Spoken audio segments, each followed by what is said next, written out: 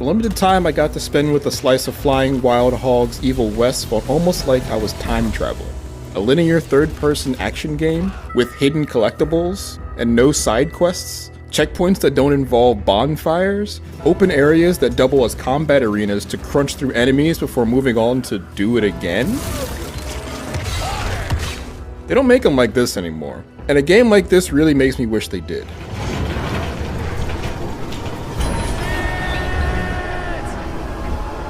Set in an alternate 18th century where the West is still wild, but also filled with vampires, you play as Jesse Rentier, star agent and heir apparent of the Rentier Institute, an organization of vampire hunters powered by sci-fi tech and government spending. As the tough-as-nails man on the ground, you're the go-to for when a dirty job needs doing. I'm gonna take it for a test drive. In the demo level I played, that job was recovering missing technology in a snowy mine. Story and character exploration were very light in this build, even with a sort of sidekick to banter with. Luckily, you have a faithful sidekick who can kickstart that thing. Jesse seems largely like your run-of-the-mill tough guy protagonist who would rather shoot off his gun than his mouth. Meanwhile, much of the setting is cool on the surface. The Nikola Tesla-inspired electropunk tech is gaudy and over-designed in a way that attracts more than repulses. The unnatural tech juxtaposes starkly with the supernatural brutality of many of the vampire designs as well. When the shooting starts, Jesse is more than prepared, both with more mundane and traditional firearms, and mechanical tricks that make up for the magical power gap between him and his enemies. The base of my offense came in the form of his gnarly gauntlet. You can mash for quick face-beating combos, or hold down the attack button to launch the enemy airborne. Follow it up with a diving punch, or quickly draw your pistol and fill them full of holes before they drop. Making these decisions on the fly is a cinch because every weapon is on its own dedicated button or happens in its own specific scenario. For example, if I want to fire the pistol, I press the shoot button. If I want to hit longer range targets with my rifle, I aim while shooting. The Rentier Institute provides you with some other gadgets as well.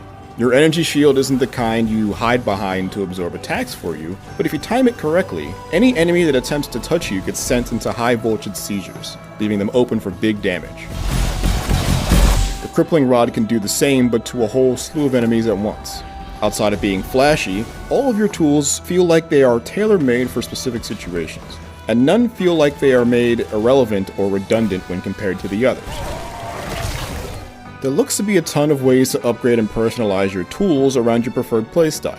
You can add more functionality to your weapons, like being able to get bullets spent shooting weak spots on monsters refunded, or you can add more character-focused perks that give you new abilities or alter and extend the ones you already have. Standard skill tree stuff at first glance, but when you start seeing these knock-on effects add up, Jesse really starts becoming the kind of one-man army they present him to be. Finally, these vampires here aren't your Bela Lugosi Draculas. Some are skinless feral beasts whose bodies are flailing around on autopilot in search of your neck. Some are almost like hives for large, glowing explosive insects that march to their deaths to ensure yours. These are inventive and sometimes pretty challenging creatures that definitely make me want to know more about what weird horrors lurk in the shadows of this alternate history America. The linearity of the stage I played was counterbalanced fairly well by the amount of nooks and crannies that were scattered around to find consumable items, money, or other collectibles.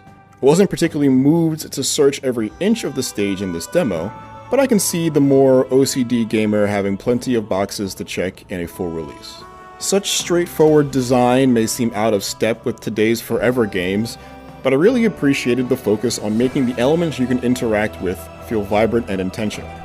No, I can't see the mountain in the background and climb it, but each encounter feels handmade to create a specific sort of challenge, making it feel more like a deliberate puzzle than a happy accident. Can't anything be simple here?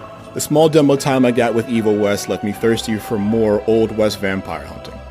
In a year that somehow finds 3 notable games set in a dark and haunted Wild West, Flying Wild Hogs remains unique not just among its setting counterparts, but its genre contemporaries.